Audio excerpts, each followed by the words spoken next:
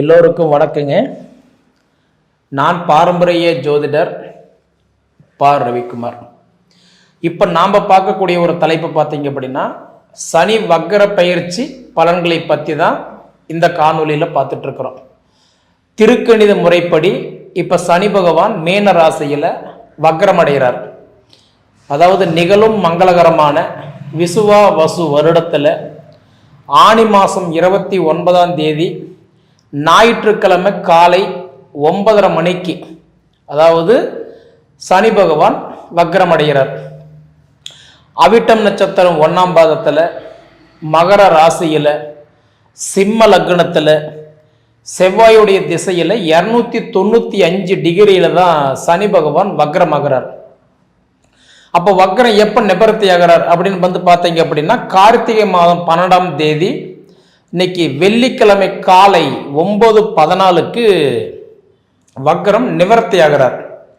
அப்படி பார்த்தீங்க அப்படின்னா ஆங்கில தேதின்னு பார்த்தீங்க அப்படின்னா உங்களுக்கு வந்து ஜூலை 13ஆம் தேதி முதல் நவம்பர் 28 தேதி வரை, அதாவது கிட்டத்தட்ட 138 நாள் சனி பகவான் வக்ரகதி ஆகிறார். பொதுவாக பார்த்தீங்கன்னா மேச ராசி, விருச்சக ராசி இந்த 2 வீட்டுக்கும் அதிபதி செவ்வாய் பகவான். உங்கள் செவ்வாய் பகவான் வந்து மங்களக்காரகன் அப்படின்னு சொல்கிறவர் தான் செவ்வாய் பகவான். அப்படியாப்பட்ட விருச்சக ராசியில் பிறந்தவங்களுக்கு இந்த சனி பகவானாகப்பட்டவர் எப்போ வந்து உங்கள் ராசியில் உட்காந்தாலும், சனி வந்து செவ்வாய் வீட்டில் உட்காந்தாலும், செவ்வாய் போய் சனி வீட்டில் உட்காந்தாலும் பகைப்பட்டு தான் உட்காருவார். ஏன்னா இந்த 2 கிரகமே பகைப்பட்ட கிரகம், சரிங்களா? அதனால் சனி பகவான் வந்து உங்கள் ராசிக்கு பகையானவர். அப்படியாப்பட்ட இந்த சனி பகவான் இப்போ வந்து பார்த்தீங்கன்னா திருக்கணித முறைப்படி, அதாவது மார்ச் மாதம் 29ஆம் தேதி அன்னைக்கு சனி பகவான் பயிற்சியானார். அப்போ கும்பத்திலிருந்து மீன ராசிக்கு பயிற்சியாகி வந்துட்டார்.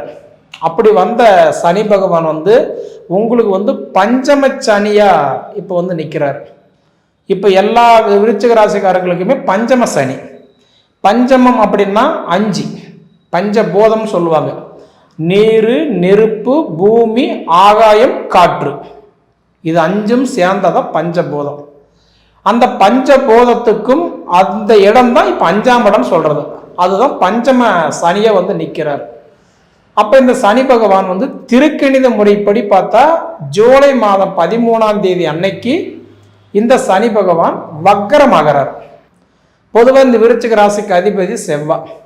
ஒரு விஷயம் தெரிஞ்சுக்கோங்க, எப்பயுமே பார்த்தீங்கன்னா நம்ம வீட்டுக்கு அதிபதி நம்ம சுய ஜாதகத்தில் நல்ல இடத்துல இருந்தால் தான் நம்மளால 4 காசு சம்பாதிக்க முடியும். அதாவதுன்றது வீட்டில் நமக்கு ஒரு மதிப்பு மரியாதை இல்லைன்னா அந்த மதிப்பு மரியாதை தான் வெளியில் எங்கே போனாலும் கிடைக்கும், இல்லைங்களா? அது மாதிரி தான் நம்ம வீட்டுக்கு அதிபதி நம்ம ஜாதகத்தில் நல்லா இல்லைன்னு வச்சுக்கோங்களேன், மற்ற கிரகங்கள் என்னதான் பார்த்தாலும் நமக்கு ஒரு பலனுமே இல்லை. அப்போ உங்கள் ராசிக்கு அதிபதி செவ்வாய் பகவான் உங்கள் ஜாதகத்தில் நல்ல இடத்துல இருக்கிறாரா, நல்ல நிலைமையில் இருக்கிறாரன்றதை மட்டும் நீங்கள் முதல்ல பாருங்கள். ஒன்று.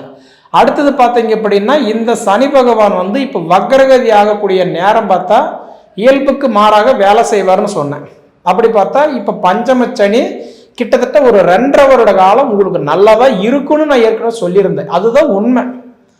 அப்போ 2.5 வருட காலமாக உங்களுக்கு நல்லா இருக்குன்னு சொல்லும் போது இடையில 2 டைம் வந்து பார்த்தீங்கன்னா சனி பகவான் வக்ரமாகுவார். இது முதல் டைம். இந்த முதல் டைமில் வந்து பார்த்தா 138 நாளைக்கு கிட்டத்தட்ட ஒரு 4.5 மாதம் இப்போ சனி பகவான் வக்ரத்துக்கு வராரு. அப்போ வக்ரத்துக்கு வரும்போது என்ன பண்ணுவார்னா இயல்புக்கு மாறாக வேலை செய்வார் இல்லையா? அப்போ நம்ம என்னென்ன விஷயத்தில் கவனமாக இருக்கணும்? ஃபஸ்ட்டு வந்து பார்த்தா குடுக்குள் வாங்கல கவனமாக இருக்கணும். ஏன்னா ஒரு மனிதனுடைய முதல் அழிவே எங்கே ஆரம்பிக்குதுன்னா குடுக்குள் வாங்கல தான்.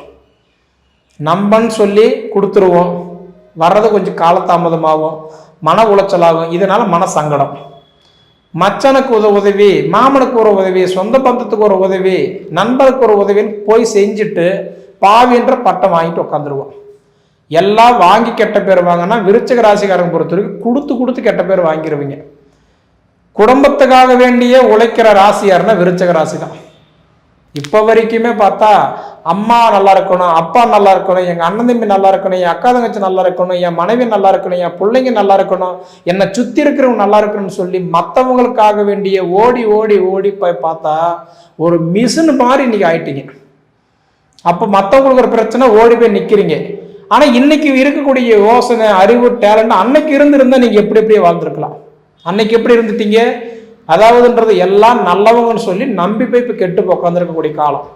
அப்போ இந்த சனி வக்ரம் அடைஞ்ச காலத்தில் நீங்கள் என்ன பண்ணுறீங்கன்னா, உதவி செய்யறத முதல்ல நிறுத்திடுங்க. கொடுக்கலன்னா கெட்ட பேர் வந்துடுமே, கொடுத்தாலும் கெட்ட பேர் தான், அதுக்கு நீங்கள் கொடுக்காதே இருந்துக்கலாமே. ஒன்று. அடுத்தபடி பார்த்தீங்க அப்படின்னா, ஒருத்தருக்கு ஜாமீன் எழுத்து போடுறதோ, ரெண்டாவது மற்றவங்களுக்கு ஒரு பிரச்சனைனா ஓடி போய் நீங்கள் உதவி செய்யறதோ, இதனால பார்த்தீங்கன்னா தேவையில்லாத ஒரு மன உளைச்சல் ஒன்று. அது போக பார்த்தீங்க அப்படின்னா, எனக்கு என் சொத்து எங்கள் அப்பா பிரித்து கொடுக்கல, எங்கள் அண்ணன் தம்பி கையெழுத்து போடலை, எங்கள் அக்கா தங்கச்சி சம்மதிக்க மாட்டேங்கிறாங்க, சொத்து என் கைக்கு வந்தால் என் பிரச்சனையெல்லாம் சால்வ் ஆகிடுங்க, நான் அடுத்த கட்டத்துக்கு அப்டேட் ஆகி போயிடுவேன், நான் இப்போதைக்கு என் கடன் பிரச்சனையிலேருந்து வெளியில் வந்தால் போதுன்னு நினைக்கிறீங்களா? இந்த காலகட்டமெல்லாம் உங்களுக்கு மாறுறதுக்கு வாய்ப்பு உண்டு. அதான் சொல்கிறேன், இயல்புக்கு மாறாத இப்போ நடக்கும். எது எது உங்களுக்கு கட்டன்றது எதிர்பார்க்குறீங்களோ அந்த விஷயங்கள் இயல்புக்கு மாறாக நடக்கும். அந்த மாதிரி ஒரு நேரம் தான் இந்த நேரம். அதே மாதிரி படிப்பு சொல்கிறீங்களா, நல்லாவே இருக்கும். விருச்சிக ராசிக்காரங்களுக்கு படிப்புக்கு பஞ்சமே இல்லை. படிப்பு இப்போ நல்லா இருக்கும்.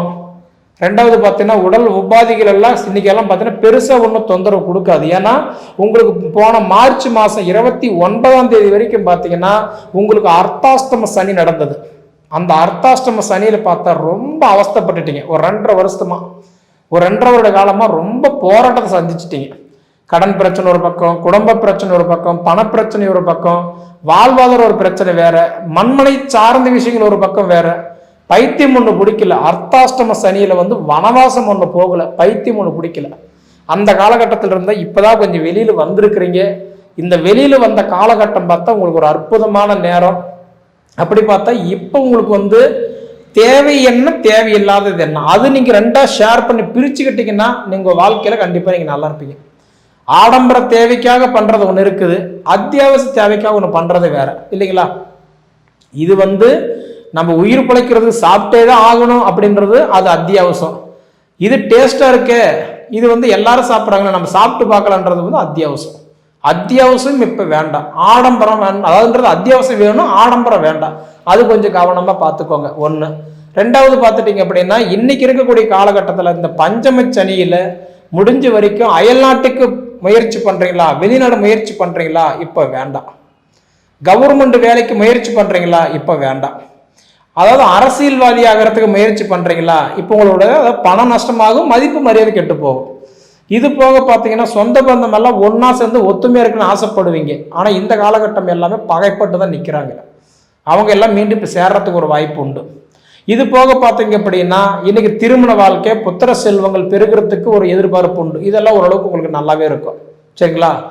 அதாவது நான் என்ன கேட்குறேன்னா, நமக்கு இன்னைக்கு காலகட்டம் என்னன்னா பொறுமை, நிதானம். மற்றவங்களுக்கு ஒரு அறிகுறி சொல்லுவீங்க பார்த்தீங்களா? அதாவது நாம் 1000 கெட்டவனா இருப்போம், ஆனால் மற்றவங்களுக்கு ஒரு ஒரு ஒரு நமக்கு ஒரு கட்டன்றது ஒரு விஷயம் சொல்லும் போது பார்த்தா நல்லா அதாவது ஒரு இது பண்ணுவோம். ஆனால் அப்படி பார்த்தா அவங்களுக்கு கொடுக்கக்கூடிய அந்த அறிகுறின்றது நாம் பயன்படுத்திக்கிட்டோம்னா நிச்சயமா நம்ம வாழ்க்கை நல்லாவே இருக்கும். சரிங்களா? அதனால நினைக்கிறேன்னா தொழில் மாற்றம் ஏற்படும், கடன் பிரச்சனை தீரும், உடல் உபாதிகள் கண்டிப்பாக சரியாகும், காதல் திருமணம் இந்த மாதிரி விஷயமெல்லாம் உங்களுக்கு சக்சஸ் ஆகும். இது கூட பார்த்தா பூர்வீகத்தில் ஏற்பட்ட சொத்து பிரச்சனை கொஞ்சம் சால்வ் ஆகும். மொத்தத்தில் பார்த்தா உங்களோட வாழ்வாதாரம் நல்லா இருக்கும். இந்த மாதிரி விஷயங்களுக்கெல்லாம் நாம் என்ன கேட்குறேன்னா, ஒரு விஷயம் செலவு பண்ணி வாங்கிடலாம், ரெக்கமெண்டேஷன்ல முடிச்சு போடலாம், நம்ம இந்த விஷயம் நடக்கும் அந்த விஷயம் நடக்கும், ஆடம்பர தேவைக்காக வேண்டி எதிர்பார்க்கறது வேண்டாம். அதே மாதிரி பார்த்தீங்கன்னா உடல் உபாதிகள் இருக்குது, ஆப்ரேஷன், ட்ரீட்மெண்ட், இந்த மாதிரி விஷயமெல்லாம் இந்த டைமில் நீங்கள் எடுத்துக்கோங்க, ஓரளவுக்கு நல்லா இருக்கும். இது போக பார்த்தீங்க அப்படின்னா நிச்சயமாக உங்களுக்கு இந்த ஜூலை 13 அதே மாதிரி பார்த்தீங்க அப்படின்னா உங்களுக்கு நவம்பர் 28 வரைக்கும் உங்களோட வாழ்வாதாரம் நல்லா இருக்கும். கண்டிப்பாக நீங்கள் கவலைப்பட வேண்டியது இல்லை. முழுக்க முழுக்க பார்த்தீங்க அப்படின்னா கொஞ்சம் பொறுமையாக செயல்பட்டீங்கன்னா உங்களோட வாழ்க்கை நல்லா இருக்கும், வாழ்வாதாரம் நல்லா இருக்கும். சரிங்களா? அதே மாதிரி இண்டிவிஜுவலான கேள்விகள் ஏதாவது, இப்போ எனக்கு குழந்தை பாக்கியம் நல்லா இருக்குமா, திருமணம் எப்போ நடக்கும், எனக்கு என்ன தொழில் என் ஜாதகத்துக்கு செட் ஆகும், எனக்கு எந்த படிப்பு எடுத்தா செட் ஆகும், நான் இது வரைக்கும் இருந்ததை விட்டுருங்க, இதுக்கு மேலே நான் எப்படி இருக்க போகிறேன், இந்த மாதிரி இண்டிவிஜுவலான கேள்விகள் எல்லாம் நீங்கள் தெரிஞ்சுக்கணும்னா உங்கள் சுய ஜாதகத்தை பாருங்கள். ஏன்னா இது பொது பலன் தான். இந்த பொது பலனில் வந்து பார்த்துட்டீங்க அப்படின்னா இது எல்லா ராசிக்கும் எல்லாமே விருச்சிக ராசிக்காரர்கள் எல்லாத்துக்குமே பொருந்தும்.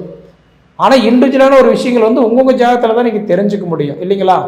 அதனால் ஜோதிட சம்மந்தப்பட்ட கேள்விகள் ஏதாவது இருந்தால் நீங்கள் கால் பண்ணுங்க, உங்களுக்கு நான் சொல்கிறேன்.